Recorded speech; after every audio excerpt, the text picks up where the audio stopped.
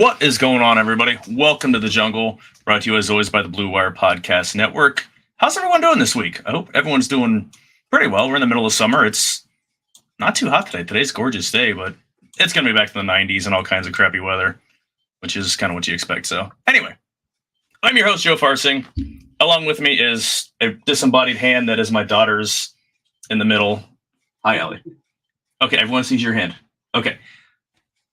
Anyway, moving forward, next to me is Parker Fields. Parker, how are you, sir? Doing pretty good, Joe. Ready to talk some Bengals a little bit. As you can see, I'm really sunburned here. I've been at the lake the last 2 days, so that was fun. But I'm back now. Just finished, had basketball practice. We go at 7, but yeah, excited to talk some Bengals now. You look a little crispy. Yeah, no, definitely got sunburn pretty bad. Not that bad, but got some sun. Yeah. Again, if you're on YouTube, like, subscribe, all that fun crap. If you guys listen to the audio feed on Spotify, Apple Podcasts, wherever, 8-Track, whatever else you listen to this, give us 5-star ratings, all that fun stuff, because that would be awesome. And we're nice people, and we deserve nice ratings because that helps us out. That gets us more in the analytics and all that fun crap to get in everyone else's feed. So I like doing what I'm doing, and I like people to be able to watch what I'm doing and tell me I suck or tell me I'm good or whatever. I don't care. Anyway. Before we get going here, we do have a guest. Haven't seen him in a while. He is back. Your friend and mine, Jeff Trenopole, Strawberry Ice. What's up, dude? What's up? Did you really say 8-Track? I mean, half your audience, I don't think Parker knows what an 8-Track is. If you look at the analytics, like there's a 55 to 65 plus crowd that watches our shows. So I mean, there are people that that have had an 8-Track player. Do you know what an 8-Track is, Parker? No, but I was gonna say the shocking part is like my YouTube channel, my main audience is 35 and up. Like I barely have people my actual age that watch me on YouTube. Which makes sense. Well, 35 and up, they might know what an 8-Track is. I don't know. What's going on, guys? I had an 8-Track player. It was part of like the hi-fi that had the vinyl and everything like that. 8-Track or 8-Track? 8-Track. All right, I'm looking this up right now. He's got to look it up. It's the precursor. God, you forget sometimes how much older I am than you. It's kind of the precursor to cassettes. You at least know what a cassette is. Yeah, and I've seen these before. Okay. I've seen these. He's seen them before. In a museum, I'm guessing. In a museum, yeah. Way back in the day. My grandma's house back in the day. I believe that. I totally believe that. Jeff, his grandma is probably about your age, so. What? Oh, my God. That's bullshit. How old is your grandma? In her 80s. I'm not that fucking old. God. There you go. I'm not even 50 yet. I'm 49. Hey, I got more hair than you do, Joe. Shut up. My grandparents would either be over 100 or in their 90s, so. Mine would definitely be in the hundreds. Yeah. If they were, all of them. If they were alive. Hey, we had a blast at our live show over Smoke Justice on Saturday. Got to actually meet Parker for the first time in person. Like, you're a lot taller than you look on camera. Yeah, I am a pretty tall dude. I think, the camera doesn't do me justice, because I sit like this. You sometimes because you sit so low. Yeah, it's I got bad posture, honestly. Sometimes you look like what was the neighbor's name on Home Improvement where all you saw is his eyes? That's Wilson. Yeah, you look like Wilson. All you see is Parker Fields and then his eyes. We'll need to get you one of those ergonomically correct chairs to or a little camera. Angle the camera down. Yeah, angle the camera down. Lower camera. There's that possibility too. Tim did an awesome job hosting. Obviously, we had the Lockdown Reds crew, and then all of our shows. Obviously, Parker and I were up there for the Bengals. Parker and Sean were up there for NBA Happy Hour. So had a blast. Can't wait for the next one. Can't just be once a year. We got to do it again. We got to do a Bengals specific one. We're working on that. So we will fill our local or our loyal listener. Talking about you, Bob, about details and all that fun stuff. Yeah, I wish I would have went to it. You changed the name on the damn podcast, and I'm like, who the hell is this podcast, and what are they doing? I was gonna show up. I'm like, I don't even know these guys. But if I knew it was you guys, I would have showed up. I didn't. You could have. You realize you could have just. I mean, I could have just texted you and said, hey, we're gonna be there. You could have invited me. That'd be nice, but whatever. whatever. There's been a lot going on. Well, I mean, you had the unfortunate incident happen, yourself last week, so I didn't want to, Yeah. Well, hey, come here, get your ass over here. So, well, it was a couple of days. I needed to drown my sorrows. yeah. If anybody's wondering, the unfortunate incident is my dog passed away. So that was the unfortunate incident. Because you say, Yeah. What the hell happened? So if you don't, Yeah, that sucks. He was supposed to join us last week with Nate Parker and myself, but yeah, I get it. I'm a dog lover. It was a week ago today. Yeah, it was a week ago today. I'm like, I can't go on anybody's show. I didn't do mine. Yeah. Exactly. Anyway, we're talking football here. Hey, you covered this yourself yesterday on your show, Jeff. There seems to be some weird erasure going on with national media with Bengals. People seem to forget who the Bengals are in terms of like rating. And obviously, this time of the year, no one cares. No one, they're just trying to come up with something to talk about because there's nothing going on. But they had some coaching rankings out, and Zach Taylor was outside the top 10, wasn't he? Yeah. They even have him listed. No, he was not in the top 10, and I'm like, and I think he's at least my opinion he's top 5. But they had Dan Campbell ahead of him. That was the number 10. And that's where I'm like, how? Like, look, there's no shade on Dan Campbell. He did a great job last year. 1 year. The 3, I'll take Zach Taylor's last 3-year run up against almost anybody except Andy Reid. He's done better. But I mean, you got back-to-back AFC Championship games. You got Super Bowl, and you went 9-8 with not even having a healthy Joe Burrow for only 4 games I think last year, and you went 9-8 and still almost made the playoffs. You can't tell me that there's 10 other coaches that have had a better 3-year run than that. No, I 100% agree with you on that. And we talked about this a little bit on the live show, but the disrespect has been a little bit crazy. Like, I'm not saying we should be, Super Bowl favorites coming off the injury plague year, but I've seen quarterback rankings. I saw Joe Burrow at 7. I'm like I get it. He's been hurt twice in his 4 seasons, but when he plays, you can't tell me there's a better quarterback in the league outside of Mahomes than Joe Burrow. And I just feel like there hasn't been. Yeah, exactly. It's like he said on Pardon My Take. He's like, he goes, you get injured, people forget about you. And honestly, I think Joe takes that as, all right, forget about me. I think he likes that. Yeah. I agree. Shit happens. Good. I was going to say, for people that didn't listen to that interview, give it a listen. That interview was awesome to hear Joe Burrow on there. I mean, the Pardon My Take guys, in my opinion, are just they're hilarious. Some of the stuff they say. So and I like to see Joe Burrow, because he doesn't take himself too seriously. You know what I mean? So that was nice to see. He jokes around about himself. He makes jokes, everything like that. So it was really you don't see him. You don't see him in interviews like that. Right? He's very comfortable around them. Which, Joe, by the way, if you're watching, come on my show anytime. You'll be very comfortable. Just throw that out there. But yeah, or the show you're actually on right now. That would be the proper. Or that one. Whatever. Either one. Just do both. Give us 2 30-minute segments each. Exactly. We'll simulcast it. It'll be great. Yeah. It'll be awesome. But I think Joe does a great job because he's. Hey, that's the most comfortable I've seen Joe in any interview is with those guys. Yeah. He's more. It's just kicking back, and he's just Joe, and that's everywhere else. He's more methodical, and he really thinks about what he's saying, which he still thinks about what he says, but he's more free with his thoughts. It's more comfortable. He's candid. And you get I don't know, Jeff. Did you ever listen to Jim Rome back in the day? Oh yeah, you mean Jim Rome who talks like this? Yeah. So whenever they talk about Tiger Woods, they just have the just recording of him just saying, "I feel good. My swing is good." And it's just that you're just saying just idioms and just regular, just boring interview things in most of these interviews. Because you're not going to get you're in a press room and there's it depends on the week, but you're going to have at least 15 local media. If it's a big national game, you're going to have 30, 40 people in there in a camera.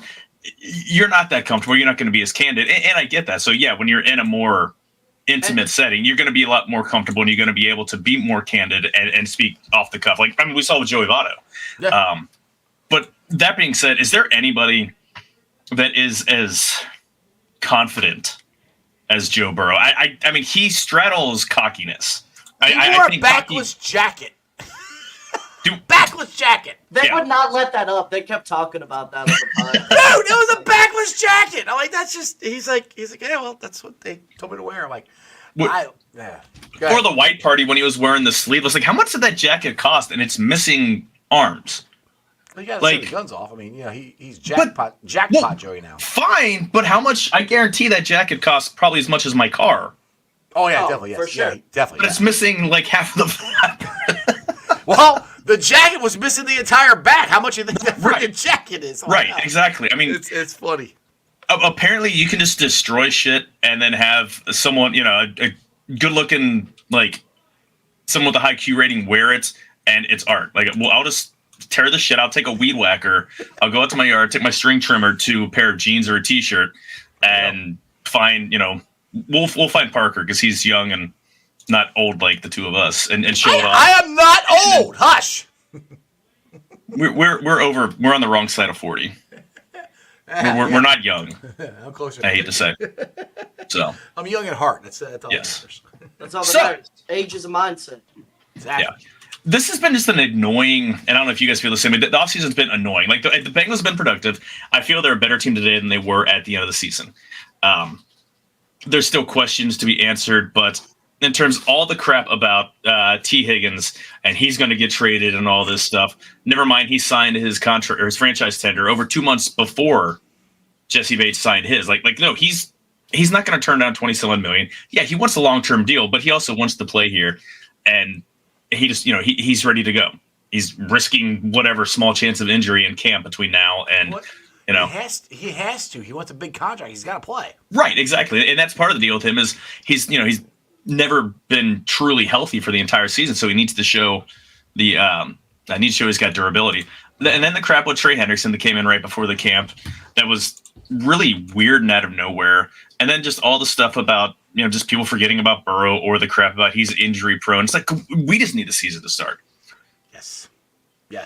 Need the season to start. I mean, the thing about I thought it was funny about with Trey Henderson. He pretty much came into minicamp and squashed it. He's like, nope, I'm going to play for the Bengals. And T squashed it a while ago, where he was at Jamar's camp or his camp. I can't remember which one it was. And James Rapine or Jay Morrison, somebody asked the question, and he's like, yeah, I plan on playing for the Bengals. I'm like, well, there you go. And then next day, ESPN's like, oh my God, I don't know if T. Higgins is going to play for the Bengals. He just fucking said it. I'm like, do not pay attention. These are the games that the agents try to play, and I still don't get the Trey Hendrickson one because he just signed the extension. Yeah, that one made no sense. And there are rules in the CBA. You can only sign an extension once every 12 months. And I get you can do the paperwork and then work out the details and everything. But that one was weird. It's like, can we just get to the season? It was more of like his agent realized he effed up. Right. And so he was like, all right, well, I really screwed the pooch on this one. You had a hell of a season, and you should be making a hell of a lot more money. Yeah, he was traded, or he's going to retire. I'm like, are you serious? I'm like, did anybody actually believe Trey Hendrickson would retire instead of playing for the Bengals? Like, dude, I got some land, Brooklyn Bridge, I want to sell you anything. I'm like, you're that gullible to believe that, then stay off social media because the internet is not always true. Yeah, you're going to get shoot up and spit out, and you... I was going to say, I saw that too, and I was like, he's 29 years old coming off his best season of his career, and he's going to retire? I'm sorry, no. Right. Because if the Bengals don't pay him, somebody's going to pay him. Why the hell would he retire? Right. And he's got a contract. He can't get out of it. I mean, there's... Literally. It made no sense. I mean, that's the crap, that's the crap that Carson Palmer actually pulled, but I mean, this isn't a Carson Palmer situation. Yeah, Carson Palmer was already rich. Carson Palmer had enough money he didn't have to play anymore. Yeah. I don't think Trey's there yet. Yeah, and this was his agent trying to play whatever cards that he had. And it's, and I get it. Like I don't know if you can ever outperform a contract because you're paid whatever, you paid, once you're outside your rookie deal, your value is whatever you and the team agree on. So it's, but he's outperformed his contract. Yeah. He outperformed his extension he got last year. He outperformed it. Yeah. I mean, his production level is commensurate with someone who makes much more. We'll put it that way. Yeah. Hey, you know what starts on next Saturday in 10 days? Rookies Report. Woo! I can't wait. I need the Lizzo song, the TikTok, the About Damn Time, because the Reds are not entertaining enough to hold us over until Bengals season. So now it's like we need to get there. Rookies By the way, report on the they're 20th. losing 2-0, by the way, right now too. Yeah, That's they are now. fantastic. Yeah, To- that's to it. the- Got a runner to on the- third too, no outs. Yeah. Mm-hmm. Yay. Yeah. Vets report on the 23rd, so in 13 days. So we're going to talk, and we're not going to run because this Bengals don't have a ton of open positions. I mean, they're pretty well set at most of the spots, but just a little bit about about what battles to look for in the in training camp, if any of it really matters. I mean, it'll be settled on the field during the season, but just see who's going to get more reps. So, I think the first one that I'm interested in, at least on the offensive side, is wide receiver 3 and the depth. They drafted Jermaine Burton in the 3rd round. They have Andre Yosevas. They have Chuck Sizzle. Who do you think is going to come out of that as the again starting whatever they want to go? Who do you think is going to get more reps out of that group? At the beginning of the season, I'm going with Yoshi because I think he's more under the radar because everybody came out Burton, which I love Burton. Right. But Yoshi's come in.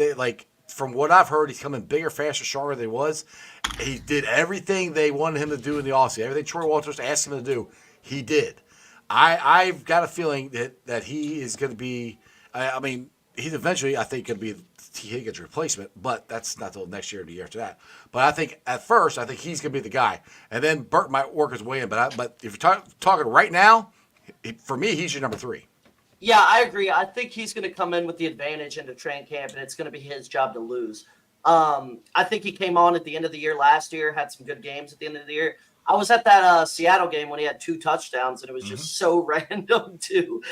Or he had, and that was just so random. And I think he's really going to come on this year. I think he's going to have that number 3 spot. It's going to be his spot to lose. But I mean, if Burton comes into training camp and he's playing out of his mind, obviously he's going to have a shot at stealing the position.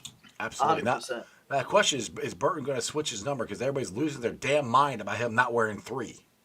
No, 5-1-3. Oh my God, you're supposed to wear 3. I'm like, yeah, that would be cool, but is it really that big of a deal? Wear the number you want to wear. Right. And that's he already chose his number, so yeah. You want to be 81? Be 81. Like I don't care. he's got a lot to live up to the huge gaping void of Irv Smith.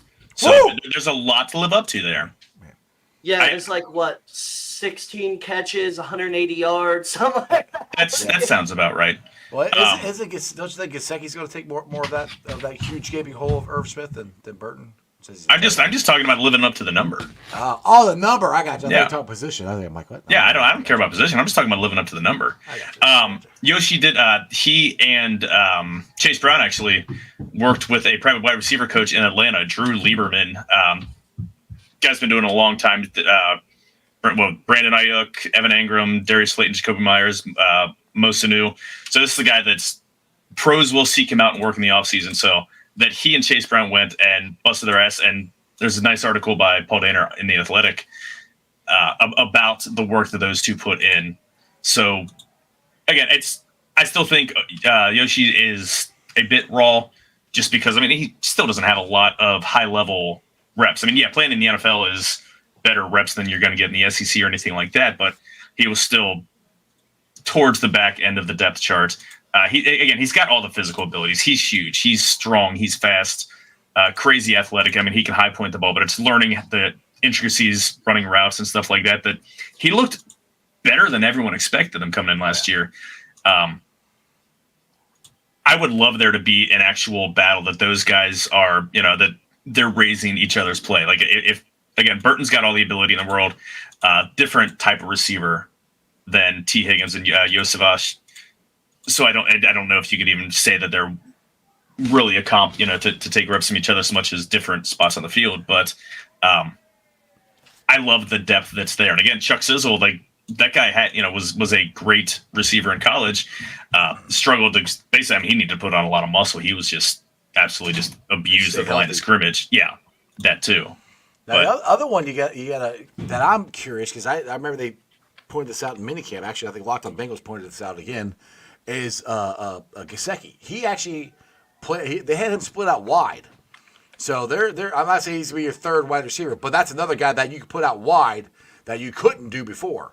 So and that's what I'm curious about. If they're going to use some more 12 personnel and have 2 tight ends and have Drew Sample as an inline, Because then you have Gesicki replacing Tyler Boyd just as a huge slot receiver. That's exactly what I think they're going to do. I think it's going to be a lot of 12 personnel, to be honest. I think, like, this is what I said just in offense in general. I love Joe Mixon. I love Tyler Boyd, but it's also kind of addition by subtraction. Not that these guys are bad players. I think Mixon's going to go to Houston and have a great year. I think TB's going to go to Tennessee and have a great year. It just opens up more things that they can do. You can move Jamar around. You can move T around. You got Gesicki. You put him in the slot. You put him wide. You put a tight end. You put Jamar in the backfield. There's so many different things. You got Burton who can play slot, wide. All these things. We got more guys that can do more things. So I think it's going to be.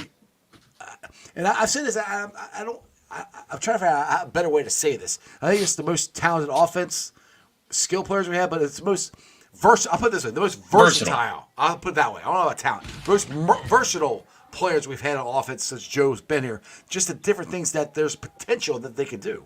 Yeah, I think the numbers this year are going to be a lot more spread out than years past. Like, I mean, we know what the Bengals since Joe's been there pretty much.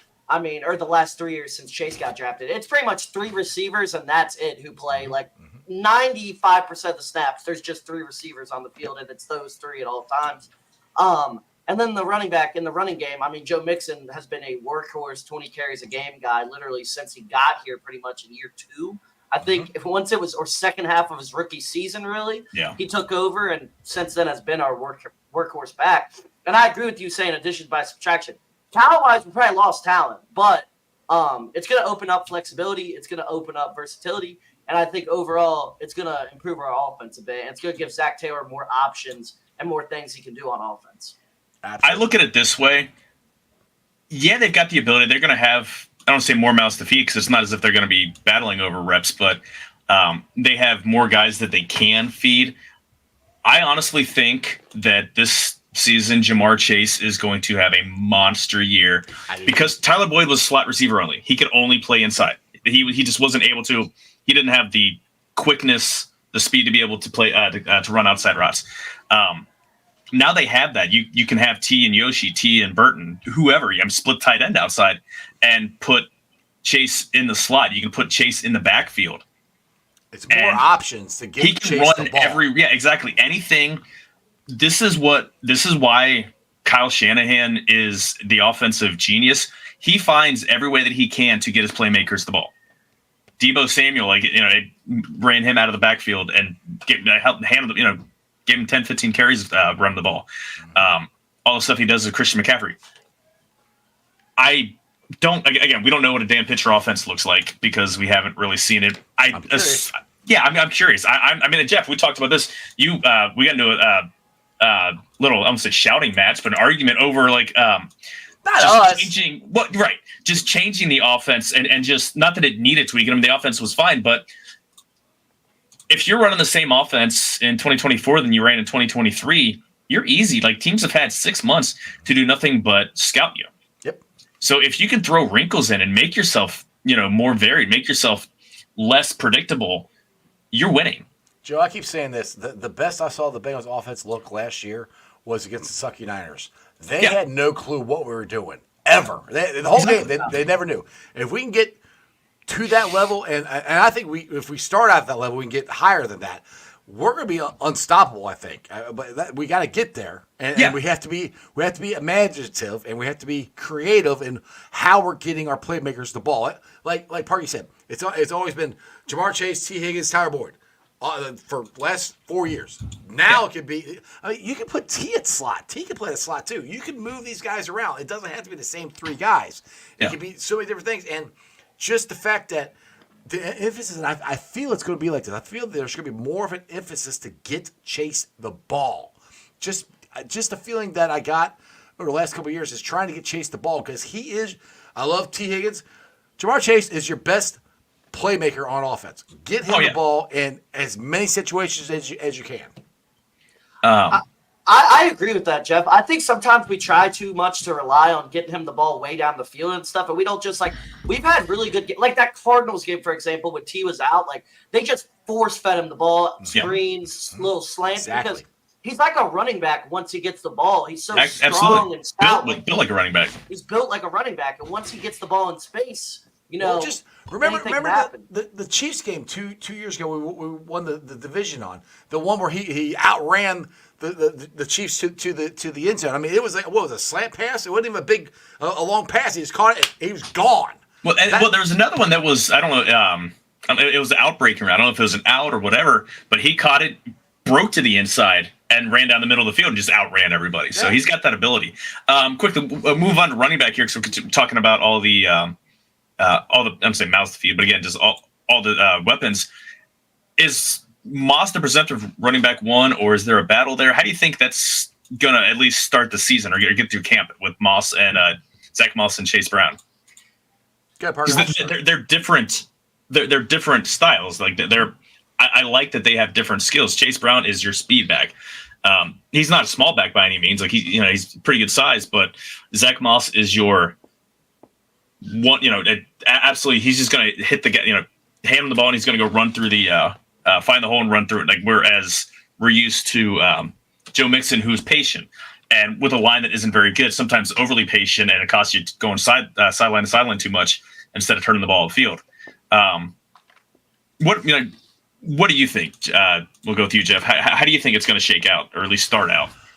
I think it's going to be running back by committee, but I keep telling everybody this. Go look at Zach Moss stats when Taylor was out in Indianapolis, and he was the number one guy.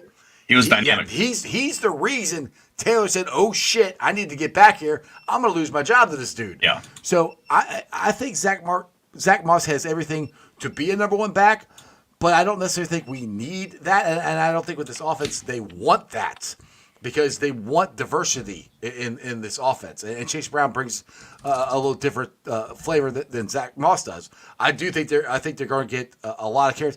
Honestly, I think it could be back. I'm not saying the way they play, but as far as carries go, Parker probably weren't alive then, but back in '88, who had Ickey Woods and James Brooks, that was two back offense. I don't necessarily say we're having a two back offense, but carries wise, it might be split like that because they both can pass block. That's the thing too. Which pretty sure Chase Brown can pass block. Hi. So, but I know Zach Moss can pass block. So that's the big thing. There is we need running backs to stay in and pass block because we're going to pass the ball. I know people. We're never going to run the ball as much as people want us to. It's just not going to happen. Go ahead, Parker. I agree. I think it's going to be running back by committee, but like you said, Zach Moss was a monster when he was a starter last year. He didn't do as well once his carries went down, but when he had that high volume, he was averaging close to 5 yards per carry. And I think it'll probably be like 60-40 to start the year, maybe 65-35 in that range. Like I think Moss will get more carries, but I don't think it'll be much. And like you said, we're going to pass the ball a ton either way. Like we're going to probably throw the ball this year 40 times a game. I mean, let's be real here. We have a quarterback who likes going empty. Yeah. I would, and there's been, I think this was on CBS, and again, this is them just filling space with words, but saying the Bengals need to be in the market or should be in the market for a third down running back. And my thought is, why? Like, yeah, I mean, and it's not impossibility that if Samaje Perine gets cut from Denver, the Bengals would look to bring him back. But I don't think they need that guy. Like, these are guys, I think they learned last year, who the third down blocking back is? Drew Sample. Right. He lined up as an H-back, and again, he can do what you want your blocking back to do. He'll pick up the blitzer, come to the middle, and he can leak out and catch the ball. Yeah, obviously he's not going to be able to hide behind the line on a little dump pass or something like that because he's 6'4", 250, but has decent hands and can catch the ball at the at the first down marker. Like I don't see why. I mean, honestly, I've been saying that I think they need to get a big bruising back just to get that 3 yards in a cloud of dust. But you actually bring up a really good point, which that's very rare for you. But yeah, no, Drew Sample. I think he honestly found his niche last year, and I've thought about this. With the tight end room that we have, is there a chance that they list Drew Sample as an H-back instead of a tight end to keep some of the four guys we got? Just a thought. I don't know. But I mean, I don't know if that really matters in terms of roster construction because he's still taking up that same spot. So, if you keep him as an H-back, maybe like you as far as the room goes, yeah. Right, maybe you go one short in the running back room. Yeah. If he's your fullback, H-back, whatever, He really isn't going to be short. Yeah, you're only going to have But yeah, three running backs instead of 4 running backs, which means it's going to be Chris Evans and Travion Williams battling for that last spot in the room. Right. Just a thought I had. But yeah, I mean, if you don't get one, I think we'll be all right. I like to get one, but I still like to see Chris Evans actually get a chance to play, but I don't think that's going to happen. Yeah, I don't think they need to get that third down back. The only reason I could see them getting one is if they get in the season and they're struggling with guys. When you need an extra running back in there, and then you audible to a pass or something like that. You need someone to pick up the blitz, and they're struggling with that. That's the only reason I can see them maybe looking to find someone. But Travion Williams always did pretty well blocking, and he's not a big guy. He's Travion similar size Williams to. Is a good back. I really hope he gets a chance to do something this year. Stays healthy. That's the thing. He's never been able to stay healthy, and that's what has cost him since he was drafted. I mean, that cost him in college too. He's just constantly nicked up and dinged up and just keeping himself from being able to elevate the depth chart. Moving on to right tackle. Is this a training camp battle with Marius Mims and Trent Brown, or people are trying to say that Mims is going to steal the job in training camp? I don't think that's even the plan. Do you? Yeah, Good. no. Good, Parker. Good. I don't think it's the plan by any means. I think it would be Trent Brown would have to come in out of shape, look awful in camp, and then Or get hurt. wows him, or he gets hurt, obviously, yeah. And I think that's the only way that happens. I think it's his job to lose. And even if, Mims outperforms him just a little bit, like in training camp, I still think he would have the job going into the season. Yeah, I'm with you. I think it's Trent Brown's job to lose. They signed him to be the starting right tackle. And the thing is, though, like Trent Brown has not stayed healthy the last 4 years. Yeah. So that's why I think he starts the season. I don't know if he finishes the season as the right tackle, not because of bad play, but because of injury. I think Mims might be the starter because Trent Brown gets injured. He's older, and that's just the way Trent Brown has went the last couple of years. And the thing is, like, it's not a bad thing as long as Mims plays good. It's not a bad thing because he's going to be our starting right tackle next year. So that's where I think it's. I think it's Trent Brown, and they're going to bring Mims in slowly. Because the other thing is, I want to see them do some stuff with Mims. That goal, you got a goal line. Put Mims either next to Trent Brown or Orlando Brown and run right over some people, or do a tackle eligible with him because he's so freaking athletic. You are totally missing you are close. You almost have it. Having him as the fullback. Or that fullback dive. Yeah, that too. You have a 6'8", 340-pound fullback on a fullback give at the goal line. Yeah, go ahead, stop that. Yeah, exactly. Flip it over to the other side of the ball here. Defensive line and primarily the interior. How do we think it's going to shake out with now Sheldon Rankins, Chris Jenkins, B.J. Hill, and McKinley? McKinley, yep. Well, it's going to be a rotation. They're counting on McKinley to do a lot. I mean, not to replace DJ Reader by any means, but they are counting on him to take reps. And I hope they did not reach too much for him. Jenkins, I think, is going to be a beast. Rankins, I think, is going to be great. I think we are going to have a rotation there. Yeah. It's still going to be hard to replace DJ Reader. You don't replace that guy. That's why it's got to be a rotation. That's why McLaughlin, or whatever his name is, it's got to be able to take some snaps. Yeah. Be somewhat of a run stuffer. Chris Jenkins is a run stuffer, but he's not as big as the other one. Good, Parker. I agree with what you're saying there. I think, like you said, you're not going to replace his production or anything like that. You're going to have a committee, a rotation that comes in. Bodies are fresh and can perform at the highest level for that specific play, each play in and play out, because, you're not going to be able to replace that production. But overall, I just think Lou Anarumo has shown, like, with lesser talent, he can still get the most out of his defense. And I think that's going to continue this year. And we don't really need big name guys on our defense. I think that's been shown that we still can have a pretty solid defense even without those guys. And the thing is, if our offense is as much of a juggernaut as I think it is, if we go out there and outscore everybody, they're not going to be able to run. They're not going to run the ball anyway. So second half of games, right. So that's where I hope we get out there and we get ahead, and they can't run the ball because they got to try to play catch up. I think what's going to happen is because you're not replacing prime DJ Reader. I mean, that's with him on the field, they ran almost a 3-4 defense where he was the nose tackle playing on tackle, and then you had two other tackles kind of playing beside him, and then you had Hendrickson and Sam Hubbard playing as your edge, your outside linebackers, and now I think they're going to run just a more traditional 4-3. Teams can stop the run with the 4-3. You don't need to have that 350-pound little plug there in the middle. They have that in McKinley Jackson. We'll see what happens, if he's able to get up to NFL speed. I don't think they're reached on him. If you look at stuff before the season, he was ranked inside the top 100 on a lot of guys' draft boards. He fell down the board. I mean, guys rise and fall for whatever reason, but that's just the one guy that draft experts I've talked to are like, well, it might be a little reach. I'm like, well, yeah. I mean, they had to get him because they had to take it there because he probably wasn't going to be there in the next round. And there weren't many guys there weren't many guys that were that type of guy anyway. Right. They were all more of the Chris Jenkins size guys around 300 pounds. I think Chris Jenkins is going to be your run stopper of those guys, but because, again, I don't want to say smaller. He's 300 pounds. That's a big ass man. The guy did a fantastic job and was the point for a fantastic defense at Michigan. I think he'll be able to get up. Hell, he's got an NFL dad, so it's not like the guy isn't able to understand the ins and outs and techniques and everything. So I think they'll be fine, especially, the Bengals offense is going to be scoring. Hopefully they'll be able to hit game one at full stride with a full strength Joe Burrow, and there's going to be outscoring guys from the jump. So it's not that big of a deal, but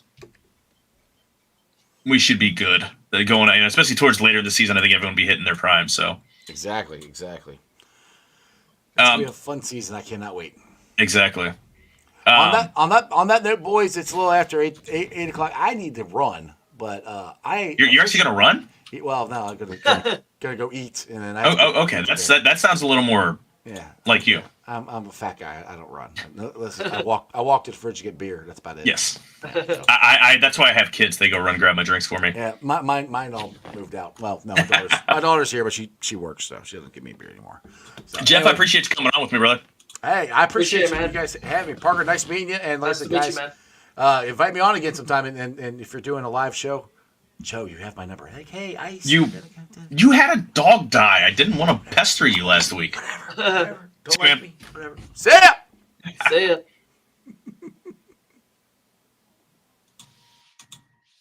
Get his ugly butt out of here. All right. Elsewhere on the defense, looking at cornerback 2/cornerback 4, because obviously, Mike Hilton is your cornerback 3 slot corner.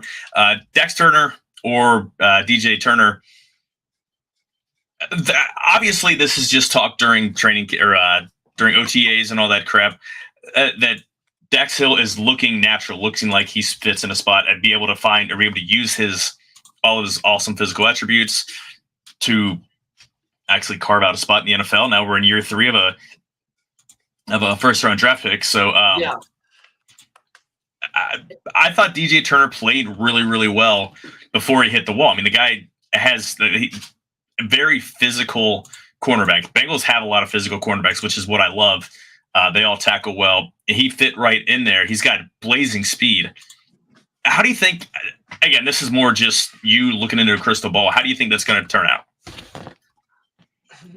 I want to say DJ Turner's going to end up with the job, but I can't really say that confidently because you never know. Maybe the rumors are true. Maybe the reports are true that Dax Hill's looked really good. I really don't know here. And like you said, Dax Hill, I mean, it's just a first-round draft pick is why this is just such a struggle. Like, you want to give him a shot as a starter and everything like that at corner. But, I mean, this is not the position, he came into the league at, but he's obviously swapped to it. And I don't know. What do you think, Joe? Like, how do you think this is going to go out? I think, and again, your fourth cornerback is going to get a lot of snaps. Yeah. I think they average over 500 snaps a season, so they're getting a lot of play. I mean, these are teams run 3, 4, or 5 wide receivers all the time. I think Turner is going to start out as your starting other starting quarterback opposite Cam Taylor-Britt, and the better that Dax Hill plays, the better for the team. But I don't think he's going to be a starter barring injury or anything like that. But I think he's going to settle in. I think he's going to be a useful piece. The guy has the size. He has the speed. He was a safety, so he's got the physical ability. I think it's just going to simplify things. You don't have to read the entire defense. If you're playing man coverage and you understand technique, then you just cover the guy. Yeah, and I agree with you, Joe. Like that role, corner 2 or corner 4, like you're still going to play a shit ton of snaps. In the secondary. So like you're definitely going to have that opportunity to, get even more snaps and be on the field even more if you perform well. So I don't think it's like he's at a disadvantage or anything to start camp. He's going to get his shot. Yeah, absolutely. Moving on to the safety room. Bengals obviously struggled safety big time last year with Dax Hill, with completely spaced on. Who was the other safety that they already shipped out from last year? I'm forgetting the guy who was so terrible. Regardless, they were so bad we can't even remember the guy's name. Nick Scott. Nick Scott. There we go. Came from the Rams. The Rams. Yeah. Obviously, that room just didn't work. Jordan Battle was the bright spot, though. He was the 8th rated safety per PFF out of 95 as a rookie. Bengals weren't satisfied, brought in Geno Stone, which I thought was an amazingly awesome signing for the value that they got him out. A guy that's intelligent, the guy that this is their Jesse Bates replacement, someone that has the cerebral ability, for the communication more than anything else. But they weren't satisfied. They went out and brought back Von Bell after he was released by the Panthers. Is Von Bell here to be a mentor, or is he here to be starting safety? I want to say Von Bell wouldn't have signed if he was going to be a starter. If he wasn't told he was going to be a starter, I want to say that. I think definitely coming into training camp, this is obviously all speculation, but I want to say I feel as if he is coming in thinking it's his job, and I think it's probably his job to lose. But at a certain point, if Battle performs so damn well, then you have to make him the starter. Yeah, and that's the thing. I don't want to say feel bad for Jordan Battle. I mean, the guy's a professional athlete making really nice money. Came in as a 3rd rounder, he was top 100 pick, and outperformed his draft status. Outperformed pretty much everyone in the everyone else in the defensive backfield, for that matter, cornerbacks included.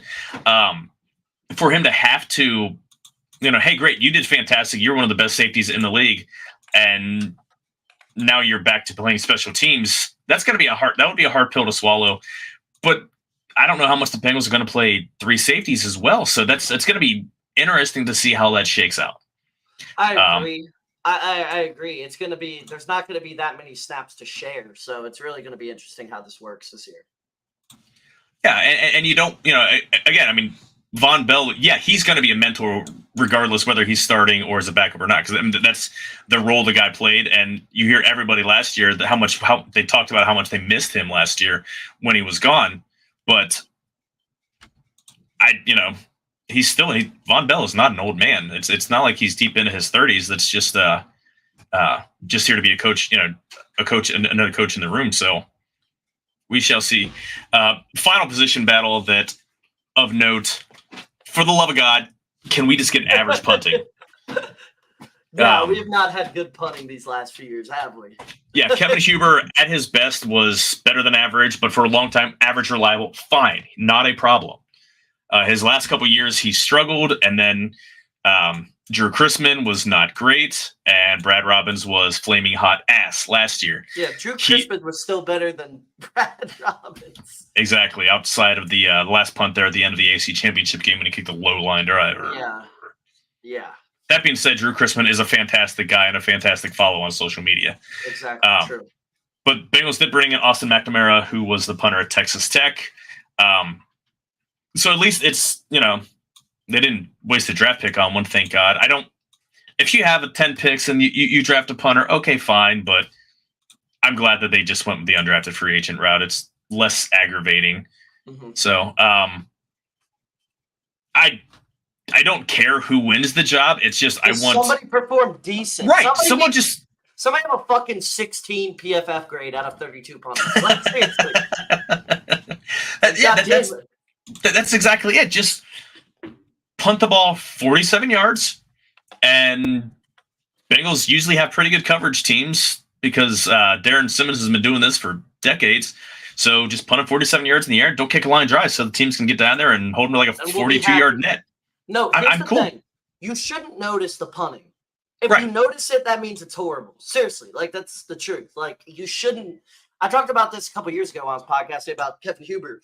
I literally talked about the fact like you should not notice he's a bad punter. Yeah, like exactly. Because for the first, I don't know, 12 years of my fandom of being a Bengals fan, like I never noticed Kevin Huber because he wasn't bad. He was just mid. He was just mid the entire time. And that's completely cool. There's nothing wrong with that. No. Nothing wrong with it. But yeah, Brad Robbins was, per PFF, was the 35th graded punter. And there are only 32 teams.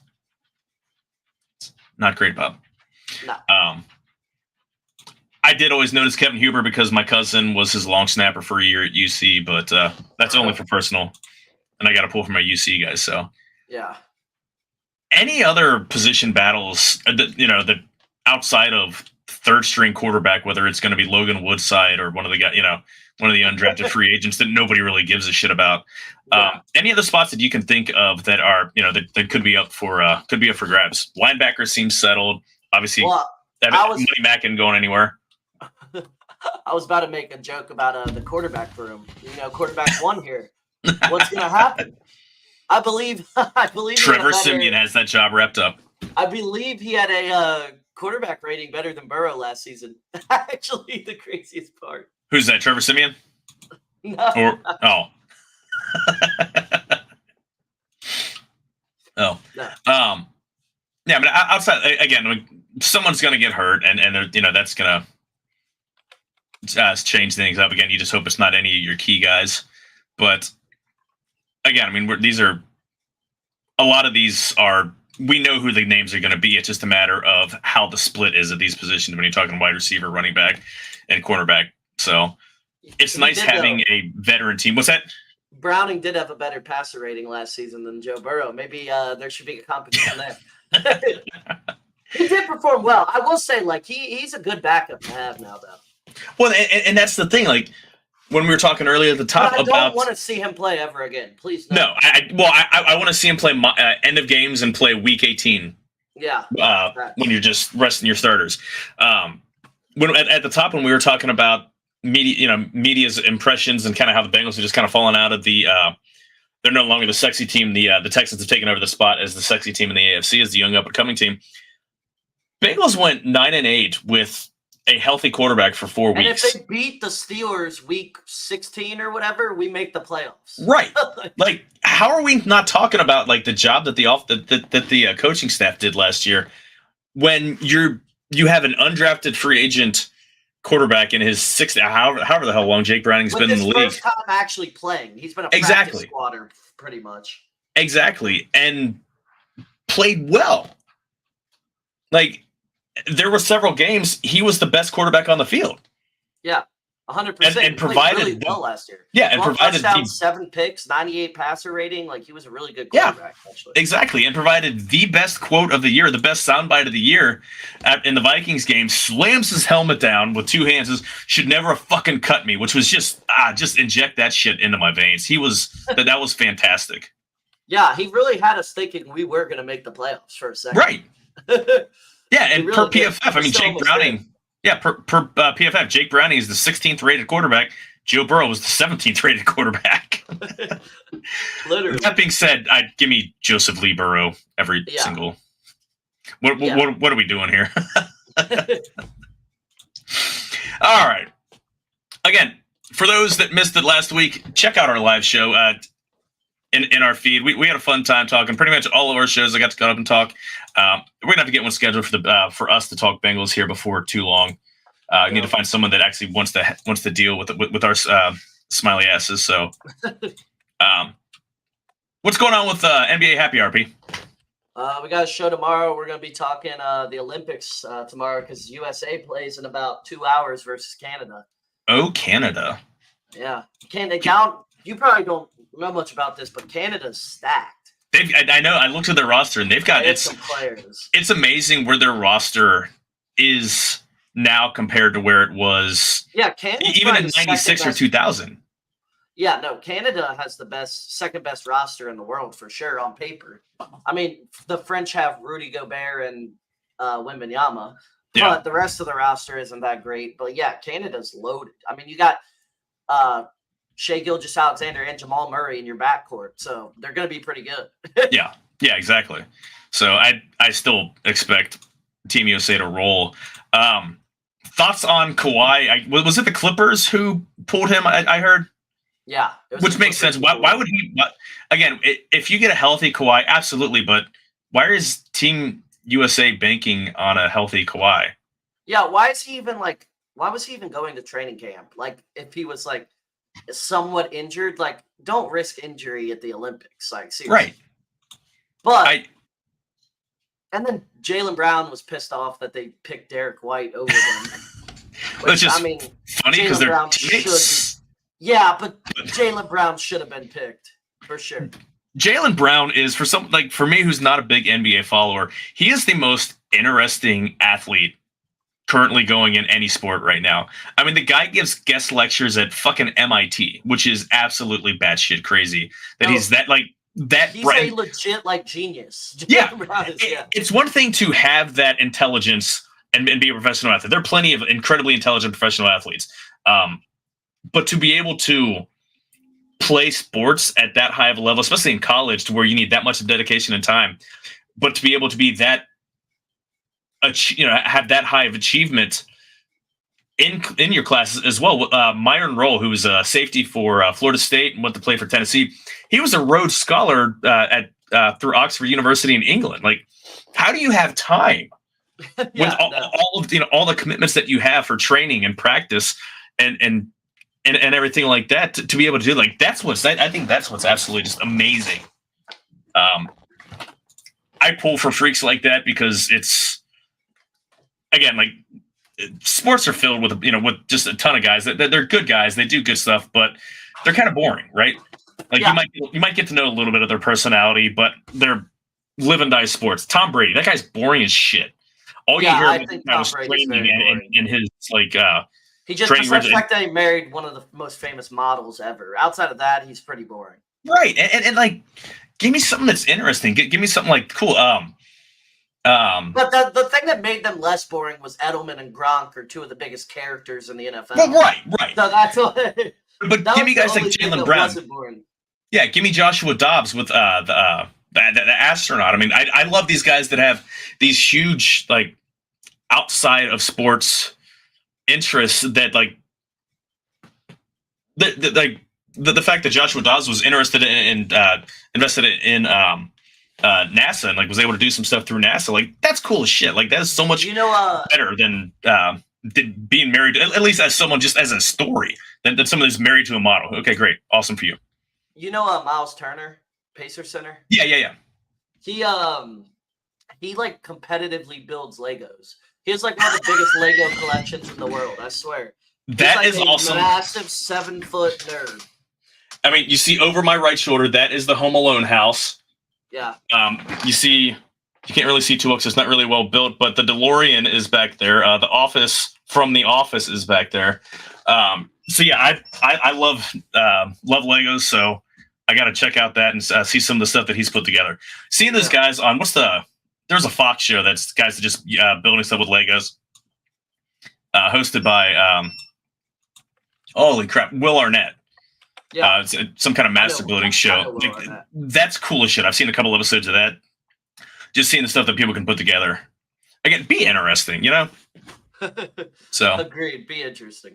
Last episode of Red Leg Roundtable with Seth Shanner. He had Reds minor league broadcasters Matt Andrews and Jim Kelsch. As always, late night Reds. Sunday, live 9 p.m. Eastern with Tim and Ben. This week they're going to be talking about draft will MLB draft will be happening a little bit earlier in the night.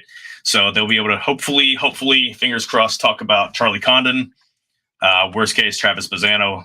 I would be happy with either of those two guys. So I'm gonna be honest, I don't pay attention to the MLB draft. I usually don't. Like, I see names and stuff like that, but with the Reds getting the second overall pick, I always know who like the top guy is and stuff. It's so hard to get into it because like you're not gonna see him most of the time for years. That's what makes Major League Baseball draft like not even like when we drafted like Hunter Green because he was just a hyped up prospect at the time he was a two-way prospect. So I remember that, but like I know we drafted Rhett Lauder in last year's draft. I watched the draft, but it's more like I watched the draft to get the information. Like I'm not looking up stuff. Who the hell is this guy? Because I don't watch college baseball really, so it's like I don't know. Yeah, and again, the only reason I'm so in tune with who's there is because the Reds had the second pick. So and there are a couple of guys that had just put up just crazy stats. I really think Charlie Condon, 6'6".